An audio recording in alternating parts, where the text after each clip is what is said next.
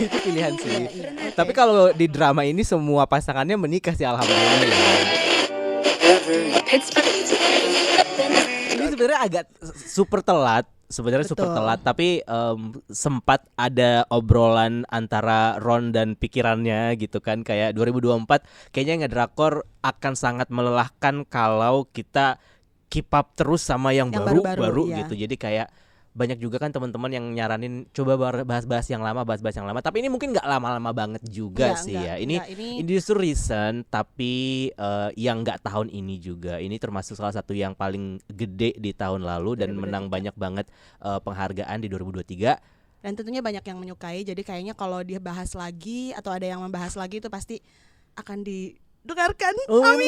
Mungkin juga orang yang selama ini kayak ngelihat episodenya aduh banyak banget gitu, jadi kayak males juga buat nonton. Seru gak sih gitu. Soalnya ada juga tuh temanku yang kayak gitu, yang kayak lo nonton deh Moving gitu kan. Ngomong-ngomong kita mau bahas Moving, nonton deh Moving. Nggak mau, males banget 20 episode gitu. Iya, terus gue pikir apalagi sebagai orang yang ngikutin setelah episodenya selesai, itu berasa banget investasi waktunya kan. Dan kayak nggak, semakin kesini semakin usia semakin tua, waktu adalah hal yang sangat mahal sekali. Jadi kalau ada drama Korea yang gue tonton, lo harus berterima kasih gue nonton karena gue invest banget waktu. Your life, iya, kayak invest banget waktu buat ini. Tapi memang jujur ini waktu kayak kalau misalkan lo ibarat kata gini, ada drama-drama yang ditonton kayak ini tuh bisa nonton sekali duduk sambil ngemil sambil ngapa-ngapain tuh bisa. Ini jujur nggak bisa. Kamu juga merasa kayak gitu? Iya. Dan teman dekat aku yang memang tahu aku suka nonton drakor itu, mereka selalu kan nanya kan sekarang lagi nonton apa. Dan emang aku jenis yang keep up-nya cepat gitu. Maksudnya kalau nonton apalagi udah selesai itu langsung ya bener sekali nonton atau paling lama 2-3 hari lah. Ini masih moving lagi karena ini tuh daya perhatian kita ke drama ini nggak bisa cuma selewat doang. Setiap detailnya itu ya itu ngasih pengalaman yang keren sih, pengalaman nonton yang beda, seger, dan ya makanya kalau menurut aku ini diomongin lagi bagi orang yang bertanya-tanya ini worth your time atau worth binging gak sih? Ini spoiler aja ya dari yang akan kita omongin. Yes. Ya, ini worth binging.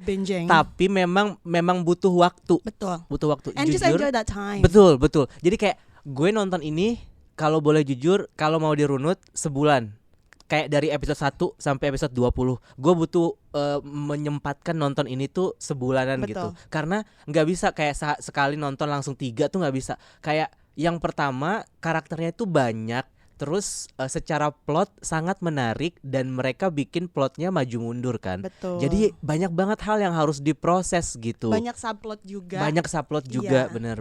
Kompleksitasnya lumayan besar. Jadi ya sebulan itu menurut aku lumayan waktu yang pas. Bahkan I took longer than that. Iya. Tapi kalau dirunutkan aku ya sih sekitar sebulanan juga karena tapi walaupun ada gap antara aku nonton the first half sama the second half selama 20 episode itu nggak bikin aku pengen, nggak yang udah tidak membosankan. Jadi tetap ada I will finish that. I'm just taking my time karena kan life happens. Benar. Terus ya I think that's the good way to explain it, like take your time and watch this like slowly tapi sampai habis. Karena entah kenapa aku merasa Moving ini tuh kayak membuka sebuah semesta baru yang belum pernah ada sebelumnya di Korea Selatan gitu. Maksudnya kayak oke lah, kita sebagai penonton internasional sudah terpapar pasti dengan DC dan MCU gitu kan, dengan segala superhero-nya gitu. Iya. Dan gimana ceritanya kalau si superhero itu tuh dalam konteks yang sangat lokal, dalam konteks pertarungan antara Korea Selatan dan Korea Utara yang mana sebenarnya aku nggak nyangka akan dibawa ke situ gitu. That's actually bold. Right? Sangat bold, betul. Ketika pertama kali kamu lihat ini, bagaimana kamu menanggapi awal perkenalan karakternya, terus terutama karakter remaja sama karakter dewasanya sampai akhirnya they do this for the politics gitu. And they do this for this reason. Makanya. Betul. Jujur aku tuh nonton Moving mulainya gara-gara FOMO. Gak ada ekspektasi apapun, gak tahu, cuma tahu ada Jo In Sung. That's enough reason to. Dan orang-orang di Twitter pada bahas itu pada saat mereka ongoing kan. Iya, memang begitu. Nah, aku sendiri sama pas nonton, aku pikir akan cerita drama tentang family, right? Yeah.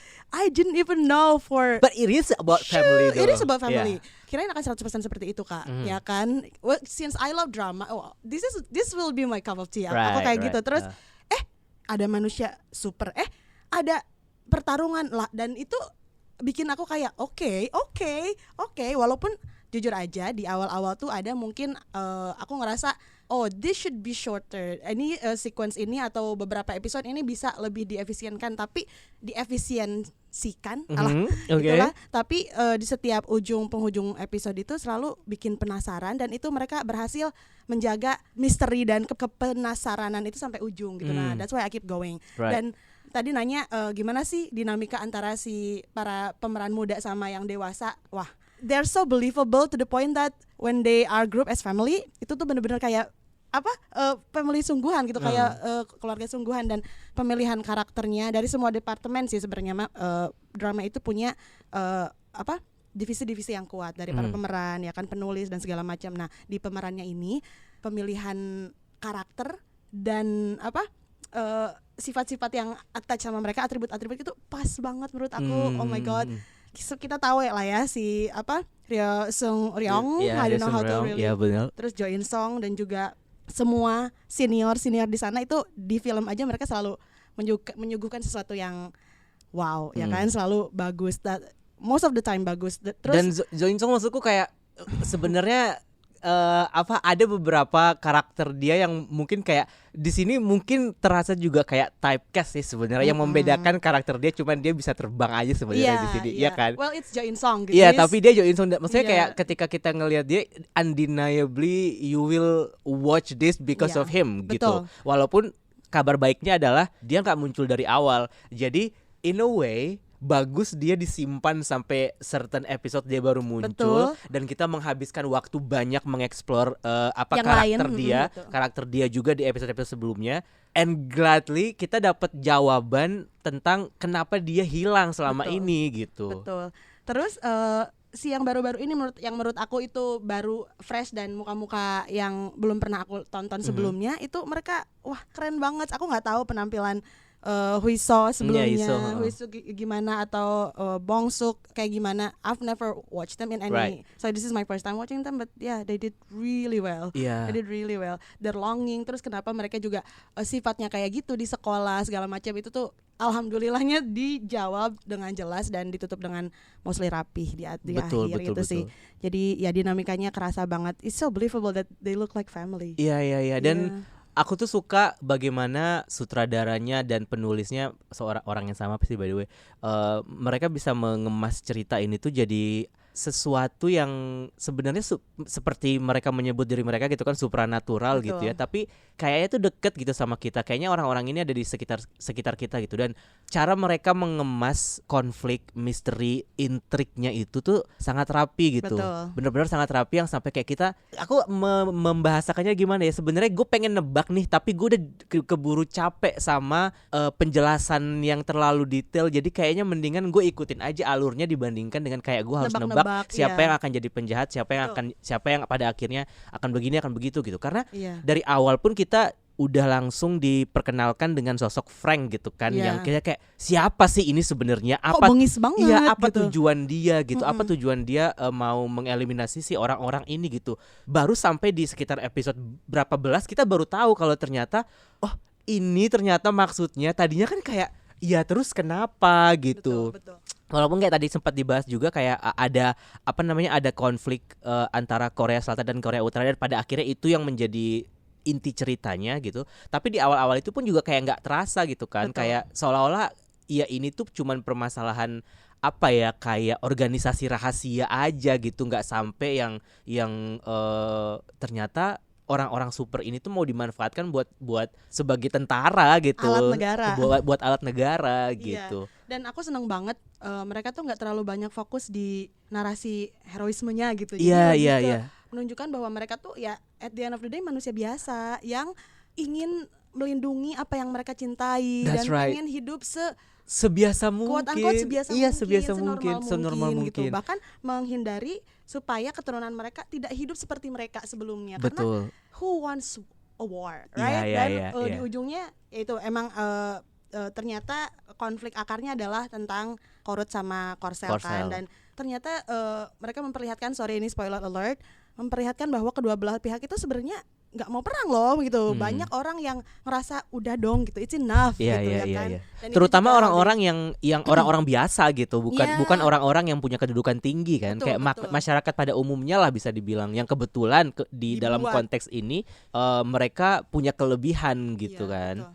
Iya, dan masalah kemanusiaan itu pada akhirnya juga aku baru menyadari itu. Makanya kan di awal-awal sebenarnya itu udah bertebaran lah ya, bagaimana siapa namanya ibunya Bongsok menjaga terus bapaknya Hisu menjaga dia dan segala macamnya. Kita sudah bisa merasakan bahwa kedua orang tua ini sangat protektif terhadap anaknya gitu. Maksudnya kayak elemen family itu tuh ada di situ gitu. Iya. Tapi baru ketika supranatural yang dari utara muncul, baru di situ ditunjukkan kalau yang tadi kayak kamu bilang, kalau sebenarnya orang-orang ini tuh pengen jadi manusia biasa aja. True. Dan yang aku suka dari cara mereka menceritakan itu, maksudnya kan di Korea itu salah satu yang sensitif kan permasalahan Jepang sama Korea Utara kan. Iya. Nah, yang aku suka dari bagaimana penulis Korea Selatan ini aku sebagai bukan orang Korea Utara ya, jadi melihatnya sebagai orang luar. Bagaimana penulis Korea Selatan ini membuat karakter-karakter orang utara tapi tidak menjadikan mereka villain yang 2 dimensi doang gitu. Itu maksud aku. Itu kayak at the end of the day kedua belah pihak itu one piece kan. iya, maksudku ketika mereka walaupun dengan porsi yang sangat sungguh tidak adil sih backstory-nya, Betul, karena betul. cuman kayak 4 episode dan itu pun putus-putus sequence-nya Betul. kan. Tapi itu cukup untuk menjelaskan bahwa sebenarnya semua orang ini tuh juga cuman ingin hidup biasa aja. Betul, Kan betul. kayak waktu dia kan bilang kayak gue tuh cuman pengen ngebiayain keluarga gue cuman pengen kerja. Iya, gue calon ayah yang pengen ngebiayain hidup anak gue aja. Gue nggak pengen dikenang sebagai pahlawan gitu, nggak penting. Itu kayak wah, itu power. Iya, benar.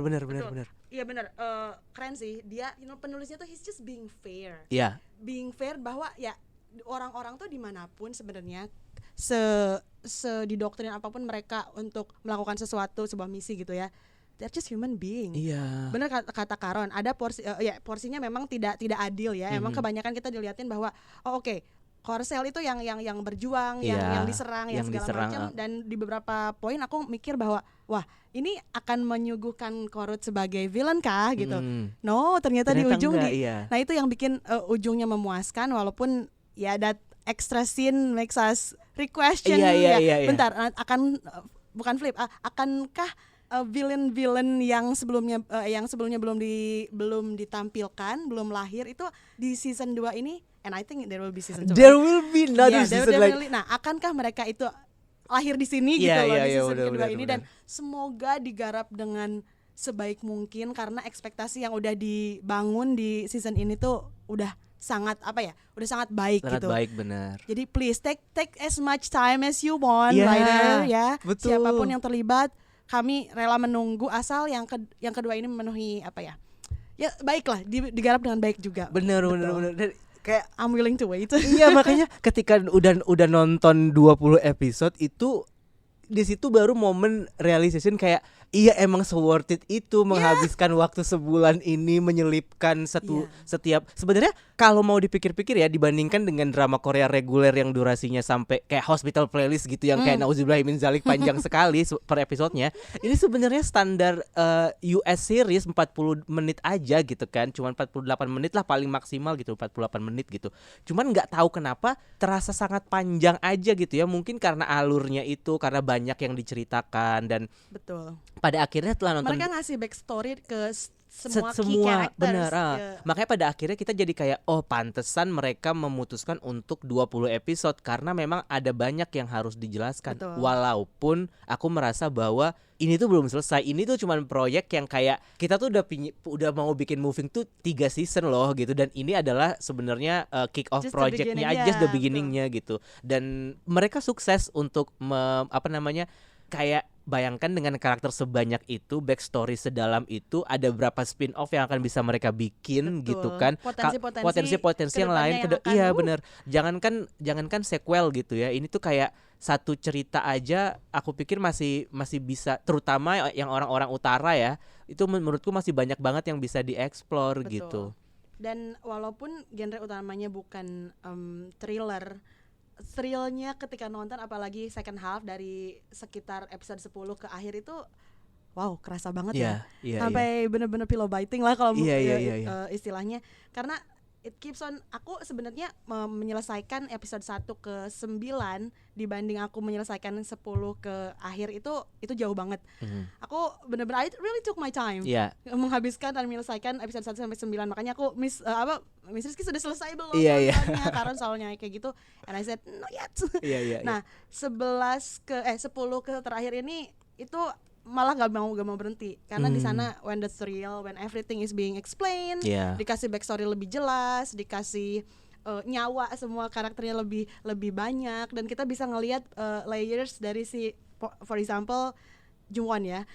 Wah, dari seorang assassin, terus monster ya kan, alat negara juga, tapi ternyata hatinya Hello Kitty. Iya, dia Hello Kitty banget. Rapuh sekali. Bener. Tapi itu juga kan efek karena itu kita bisa melihat itu bahwa basically juga sebenarnya dia bukan orang jahat gitu. Bahkan dari ketika dia masih jadi gangster pun dia tuh orang yang patuh kan, dia orang yang tersakiti kan sebenarnya. Dia orang yang tersakiti gitu. Jadi kayak dia dihianati. Dia tuh saking patuhnya tapi dia dihianati, tapi dia kayak nggak bisa ngebales juga karena dia masih punya rasa hormat sama si orang yang dia panggil Hyung ini. Sampai akhirnya dia punya sesuatu fuel yang lain yang masuklah kita ke adegan dramanya, melodramanya gitu, yang cinta-cintaannya gitu. Dan itu yang pada akhirnya membuat dia jadi kayak berubah. Pada akhirnya ketika dia udah menikah pun dia merasa bingung kan sama identitas dia sendiri, kayak gue harus gimana, karena gue basically orang itu pekerja di luar, bukan pekerja kantoran kan, dia bilang kayak gitu. Sampai akhirnya aku benar-benar menikmati sequence itu ketika dia kok lo sih, kenapa gitu. Dia, aku pengen tahu banget gimana sih cara dia mengatasi kebingungan dia ya, walaupun nanti berujung tragedi ya. Again spoiler alert. Tapi aku itu benar-benar menikmati kisah hidupnya si monster ini, bahkan lebih dari kisah cintanya Do-shik sama Mi-hyun. I love that. Itu bikin baper banget. Don't get me wrong. Tapi memang kalau nggak ada itu kurang drakor nggak sih gitu. Iya juga sih. Iya kan. Iya juga. Soalnya kayak tapi entah kenapa kisah cinta Mbak Kopi sama Mas Monster ya, emang Mas Hello Kitty Monster ini tuh. Iya. Wah, gitu. Bener-bener dua orang yang bertolak belakang dipertemukan dalam sebuah situasi. Di dunia yang helpless. Ditemukan dalam situasi yang kayak mereka tuh wow gitu. Iya, betul. Terus ketemunya juga lucu-lucu, dan dia sebagai orang, dia memanfaatkan kekuatannya untuk bisa ketemu sama orang ini sih, biar kayak seolah-olah tidak sengaja gitu kesannya. Itu kayak terus, lucu aja gitu. Betapa mereka sangat bergantung ke satu sama lain. Itu tuh they got me in tears. Iya. Mereka sedih banget. Makanya tapi kita tahu di awal bahwa istrinya akan meninggal sih. Tapi kayak jadinya ketika menyaksikan itu kayak udahlah, nggak usah ngasih gue apapun lagi gitu. Tetap nyesek. Iya sih. Tapi nggak kaget ya. Nggak kaget, bener.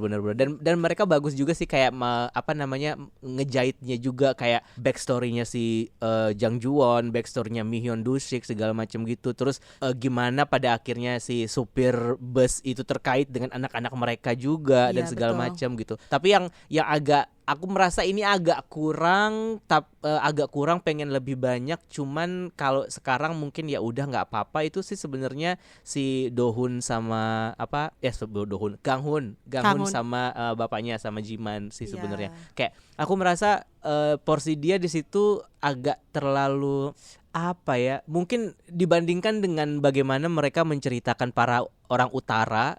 Dia justru dibuat sangat-sangat biasa aja gitu menurut aku, si Ganghunnya. Kayak kayak lu tuh menjadi apa sih gitu. Aku sih mikir gitu, kalau lu tuh menjadi apa sih, kayak iya dia memang bisa dibilang jadi kayak kunci konflik yang pada akhirnya bikin second half itu jadi terjadi gitu. Tapi selama sepanjang 6 episode pertama itu kayak aku bertanya-tanya aja gitu, kenapa jadi kayak gini, kenapa sikapnya tuh seperti ini gitu. Apakah karena persaingan, apakah karena apa gitu. Tapi ternyata memang dijelaskan bahwa sih hidupnya Ganghun memang sangat kompleks sih. Cuman kayak aku pikir menuju ke situnya tuh kayak kurang gitu. Kurang porsinya. Tapi di awal kan kita dibikin bingung tentang gimana sih perasaan dia sebenarnya ke ayahnya, ya kan, menghindari kah, nggak sayang kah, malu kah gitu. Itu I love how we are made to be confused gitu. Nah, pada akhirnya dijelaskan bahwa ya emang Kang Hun tuh melakukan ini semua secara sukarela justru karena ayahnya,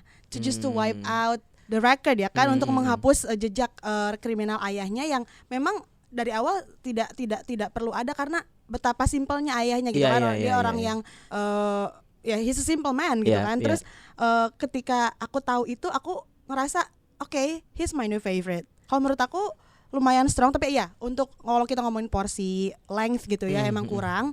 Tapi aku suka gitu, ketika kita dikasih bang, dia tuh sepeduli itu bahwa bahkan dari semua siswa yang dipilih sengaja dimasukin ke sekolah itu tuh dia loh yang tahu dari awal bahwa it's a mission gitu. Apa nih yang akan gue dapat? Oh ya udah, you will get your dad will be saved segala macam. Oke, dia ya itu justru dia yang paling tahu tujuan hidup dia lah, bisa dibilang jadinya. gitu Terus, ya dibandingkan sama yang lain. Itu membuat kekuatan dia sendiri bahwa ya sepeduli itu dia ke ayahnya yang ya emang dari awal juga waktu dari kecil dia diliatin kan bahwa pertama kali dia menunjukkan unleash the superpower itu ya karena marah terhadap para prajurit atau para penembak yang akan membahayakan ayahnya. Dari kecil emang dilihatkan begitu, tapi kita dibikin bingung dulu ketika dia remaja, kok seperti kayak nggak mau lama-lama ya kalau ketemu ayahnya. Kok kayak ada gap gitu apa ya gitu. Iya. Nah mungkin dia juga nggak mau kalau misalkan dia berinteraksi lama dengan ayahnya, dia akan terlihat apa yang sedang dia rencanakan itu. Jadi kayak aku tuh sekolah bukan di sekolah biasa loh ayah. Dia nggak mau itu terlihat dia tidak mau terlihat pengorbanannya, karena kalau itu terlihat ayahnya, you know how protective he is. Dia akan ayo pindah sekolah ayo kita dia akan you know that complexity. Oke. Benar oke. Gue baru mendapatkan point of view itu. Iya juga, benar juga ya. Wow. Sedikit tapi iya. Bahkan pada akhirnya karakter-karakter yang pokoknya semua karakter yang muncul di setiap episode itu turns out to be someone important gitu kan, termasuk mbak-mbak tukang pel yang kadang-kadang cuma lewat doang gitu. But you know something is going on. Dari awal kamu lihat tuh kita dikasih tahu bahwa mbak-mbak ini bukan mbak-mbak tukang pel biasa. Iya. Terus ada di udah di episode 18 sampai 19 gitu yang tiba-tiba shotnya benar-benar kayak obviously menunjukkan kalau there's something happening gitu.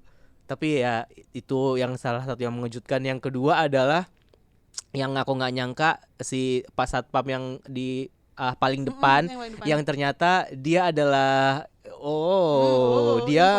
iya kayak wow kok bisa gitu. Iya. Nah tapi yang aku pengen nanya, yang muncul terakhir dia datang sama si perempuan itu. Do you know who that is? Do you read like something about her atau yang did you dig deeper? No. Maybe I don't know if I missed it atau memang sengaja disimpan dulu, nanti akan ada penjelasannya. Iya.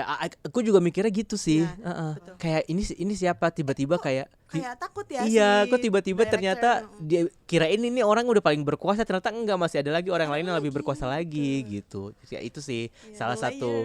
Iya, itu apa ya, sesuatu yang kayak makanya emang butuh waktu gitu, butuh meluangkan waktu, kesabaran dari episode 1 ke 10-an itu akan terbayar dengan manis, dan menurut aku memuaskan ketika kita nonton the second half, yaitu dari 10 ke 20 gitu. Jadi emang harus butuh kesabaran dulu, take your time, gak apa-apa, bolak-balik kayak aku juga gak apa-apa, but please finish it guys. Iya. Tonton sampai habis. Betul. Menurut kamu endingnya apa yang momen yang paling kamu suka dari endingnya? Maksudnya kayak momen mana yang menurut kamu paling yang kayak this is my favorite one gitu, di antara semua drama yang berlayer-layer itu? I'm waiting for this question because I was about to say it anyway. Ketika Bongsok ngegendong mamahnya pulang, ini sangat spesifik ya. Itu sangat kuat dan bikin aku air mata tuh kayak nggak tahu ini nangis atau senang atau apa ya gitu. Aku sedih atau apa gitu.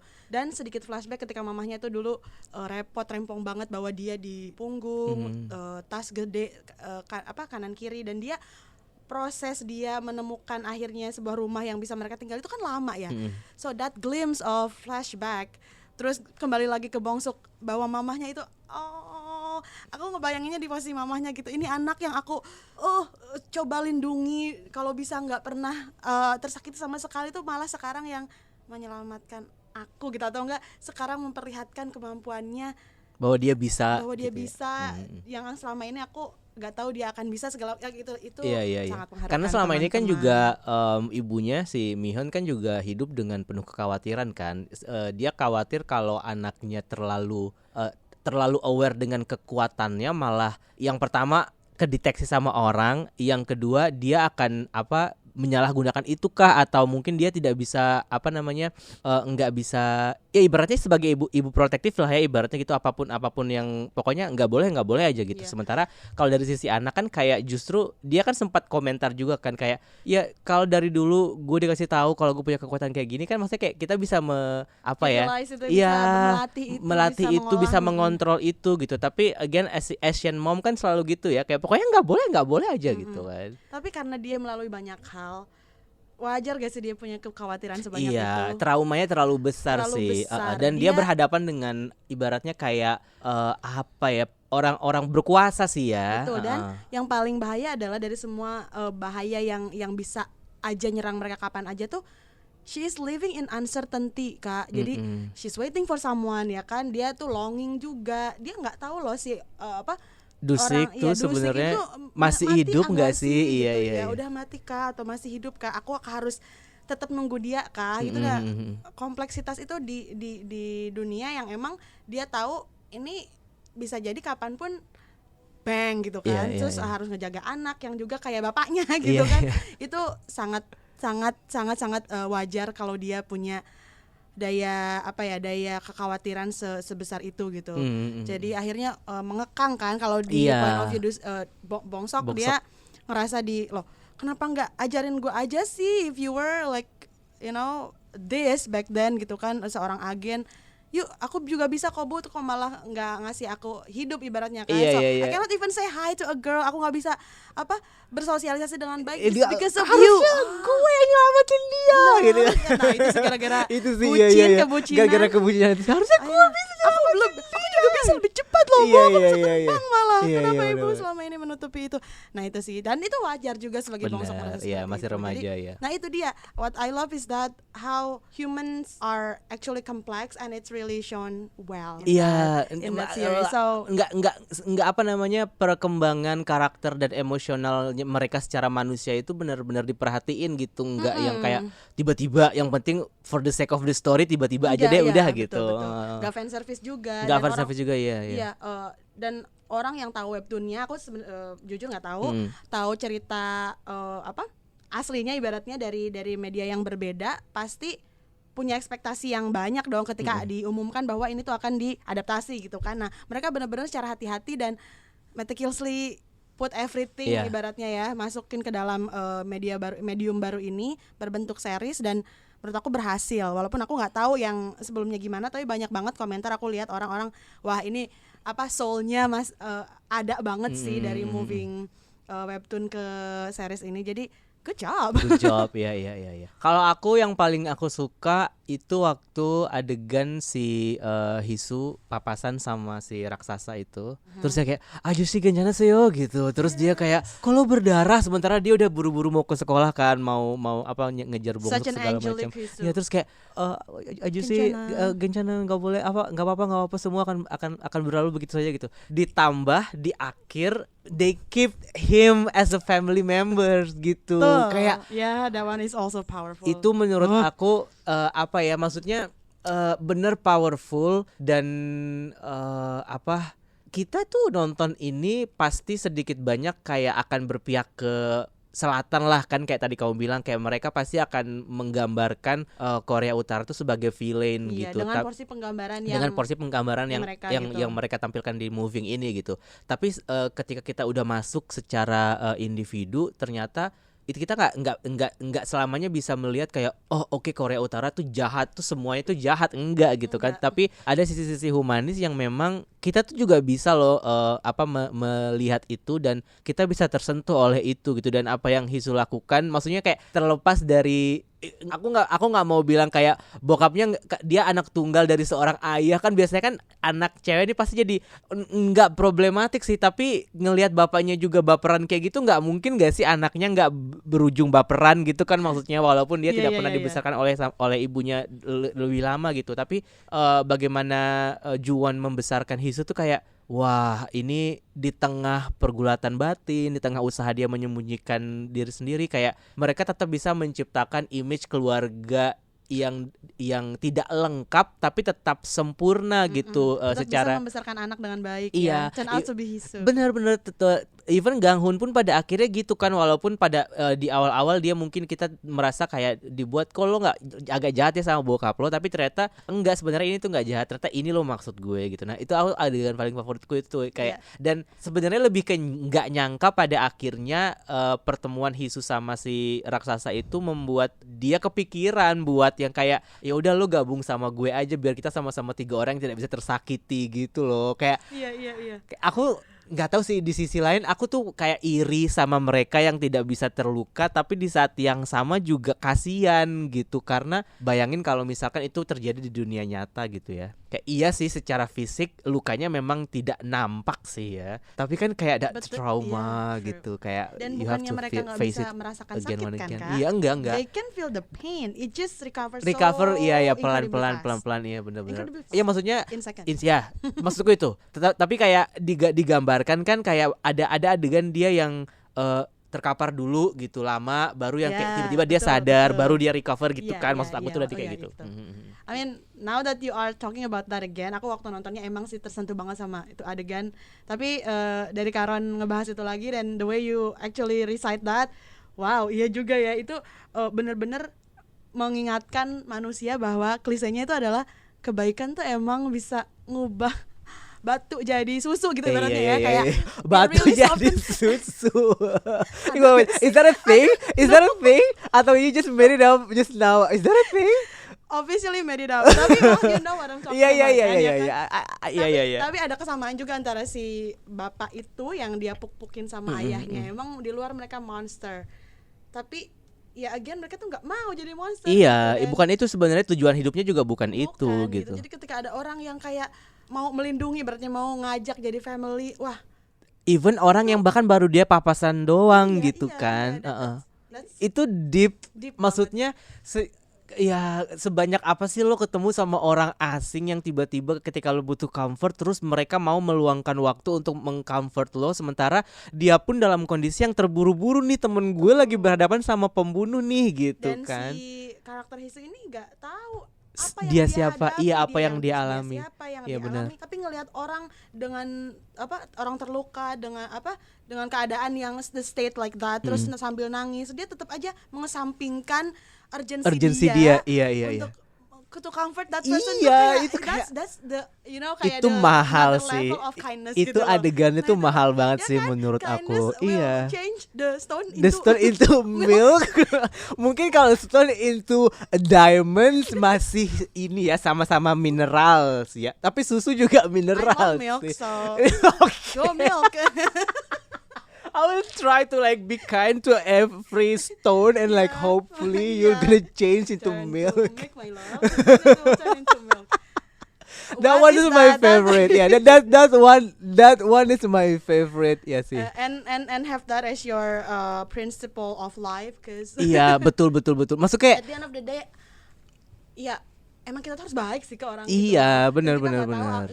Apa perbuatan simpel kita yang bahkan cuma mungkin ngasih minum atau apa itu seberarti apa buat orang lain. Iya, dan itu juga kan yang pada akhirnya dikembalikan juga sama si tentara yang diselamatkan sama bapaknya Hisu kan, yang waktu dia granat meledak itu. Walaupun itu aku sempat mempertanyakan sih, maksudnya kayak apakah dia sekuat itu sampai granat tidak bisa menghancur leburkan tubuh dia. Iya, maksudku kayak harusnya ada adegan di mana tubuhnya tuh kayak copot terus dia bisa nyambung lagi gitu, aku pikir. But then we kind of know something about grenade that kalau dia di waktu yang cepat ditutup sebenarnya bahkan itu tidak akan membahayakan sama sekali. Dan mungkin itu kayak tanggung waktu. That's the science mungkin ya. Ya maybe ya, I mean I could be wrong, tapi mungkin si Granat itu dia kayak nanggung matangnya, jadi dia masih meledak tapi nggak yang seheboh gitu yang seharusnya ketika dia kalau nggak ditutupin, karena dia tuh maksudnya nutupin granat itu tuh kayaknya untuk meredam menghentikan si granat itu dari efek ledakannya itu, karena kalau misalkan kita langsung tutup biasanya ya kalau di film-film that's what I saw. Iya makanya itu kayak di scene film Captain America pertama yang ya kan granat dilemparkan untuk ngetes siapa yang berani, ternyata dia langsung 15 detik ditutup, dia sebenarnya tidak akan meledak gitu cina kata si Steve Rogers. So learning from that, connecting to this. Oke, ya. Ya emang sih kalau misalkan dia diceritakan meledak di sana, terus ternyata daging-dagingnya akan kembali. Itu kan agak aneh ya, iya benar. Tapi benar, maksudnya kayak buat orang yang nggak tahu science behind ledakan itu mungkin akan punya pertanyaan yang sama. Dan when you explain it from the perspective of Steve Rogers, ya kan, as a Captain America gitu ya. Iya benar-benar. Dan banyak yang komentar pada saat drama ini muncul, enggak banyak sih, aku cuma baca satu sebenarnya, tapi retweetnya banyak yang bilang kalau misalkan drama ini tayang di Netflix mungkin popularitasnya akan lebih besar. Karena selama ini Netflix itu lebih dulu masuk ke Korea, lebih dulu punya produk-produk drama Korea, dan secara pemasaran memang seperti yang kita tahu duit mereka unlimited gitu kan. Nah sementara si Moving ini bisa dibilang kayak sebenarnya kalau dibilang viral yang pecah banget di sosmed juga enggak juga, tapi memang orang yang suka nonton drakor pasti nonton karena mereka ngikutin karena ini memang bagus gitu. Dan kebanyakan yang sudah nonton pasti terpuaskan. Betul, terpuaskan. Nah, itu gimana menurut kamu dengan statement itu, kayak maksudnya apakah dengan dia tayang di platform yang sekarang ini sebenarnya udah enggak kok baik-baik aja, atau kamu setuju dengan mungkin kalau memang dia ini projectnya dibeli sama Netflix ada chance dia akan bisa jadi kayak huge seperti Squid Game gitu? Kalau mungkin dilihat dari jumlah pengguna Disney Hotstar sama Netflix sih kayaknya yang aku tahu ya emang lebih banyak Netflix ya. Tapi I don't know about that demographic atau apa hasil gimana mereka memutuskan kenapa ini di Disney Plus. Tapi menurut aku I think that's how much they believe in their material. Kayak mereka tahu yang akan mereka suguhkan itu bagus, mereka percaya sama cerita yang mereka buat. Bisa jadi di platform apapun yang akan mereka pilih, this will be well accepted gitu dari gitu. Jadi aku lebih ngelihatnya dari ya karena udah nonton baru aja sebenarnya baru selesai. Jadi aku masih happy dan terpuaskan banget sama drama ini. Jadi so I'm putting myself in the perspective of probably the makers ya, kayak mereka memutuskan yuk di mana aja toh nanti juga akan ada yang namanya materi yang bagus pasti akan ditemukan oleh orang yang memang suka ya, akan diapresiasi gitu ya. Diapresiasi dan ya I'm one of the people who appreciates that. Iya sih benar. Aku juga setuju dengan itu. Maksudnya aku tidak setuju dengan statement yang di tweet itu yang bilang kalau misalkan tayang di Netflix dia akan terkenal, karena menurut aku balik lagi sih ke materinya bagus atau enggak, karena banyak juga serial Netflix yang sebenarnya biasa aja drama Koreanya gitu, enggak. Yes. Iya, enggak semuanya yang kayak wow banget gitu. 대준은 좋은 사람이요, 나쁜 사람이요. 그 목동의 장대주 대시오. 다르다. 사람을 찾고 있어.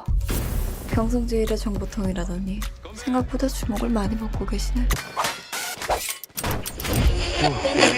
Aku tapi belum nonton Sweet Home yang kedua nih. Kalau Sweet Home yang pertama kan reviewnya cukup bagus, walaupun secara CGI memang agak kurang menurut aku ya. Kayak penciptaan karakter monsternya itu mungkin kalau menurut temenku partner ngedrakor sebelumnya, Nadia bilang kayak emang kalau di webtoon itu segemes itu, jadi mungkin sengaja kali dibikin bentuknya enggak seperti monster yang semengerikan apa ketika di live action gitu. Tapi I feel something off with the CG at that time. Makanya ketika ketika Sweet Home 2 tayang, salah satu statement dari Song Kang, dia bilang CG yang sekarang jauh lebih bagus, kata dia gitu. Cuman aku belum nonton untuk membuktikannya. Tapi temanku sebelah mejaku udah nonton, dia bilang kayak menurut gue kurang nih dibandingkan sama yang pertama. Tapi again, I don't really trust people. I don't trust anyone. Also Song Kang is trying to save the face of the series. Yeah. And they're gonna make the third season anyway. Jadi kayaknya aku akan nonton setelah ini mungkin akan masuk ke watchlist aku. And I'm going to start watching the first season. You haven't watched the first. Okay, you watch the first season of Okay. West Sweet Home. Aku nonton Gyeongsong dulu kalau gitu. Oke, dan nanti kita bertemu di tengah-tengah. Nanti kita bertemu di tengah-tengah ya. Oke, thank you buat yang udah dengerin Thank you. Udah saking lamanya gak rekam. Mulutnya udah ini, udah banyak ini apa? Jaring-jaring serangga. Udah tua. Thank you buat yang udah dengerin podcast Ngedrakor episode ini dan sekali lagi enjoy season baru kita. Film apa yang perlu dibahas? Film Oscar bentar lagi. Enggak, kalau ditayang Oscar udah tayang harusnya. Apa yang apa? I lost track in movies. Really? I'm freezing right now. I mean like ya kita akan kabarin nanti. Kita akan kabarin Nggak nanti apa-apa. ya. Oke. Ya, pokoknya kalau dari kita last words, moving is worth watching. Betul. Jadi dari kesibukan film-film superhero yang mungkin sekarang lagi dalam fase lesu menurut aku ya, yang berkutat di kayak satu tema. Ya. Mungkin moving bisa jadi kayak udara segar ya buat Tema-tema tema serupa tema gitu ya. yang mirip, yang serupa gitu. So go check it out. Oke, go check it out. Kamu bisa nonton Moving di Disney Plus Hotstar dan dengerin Ngedrakor di Spotify aja. Di Spotify. Barusan aku juga mau kesel ya. Oke, bye. Dah. We're old.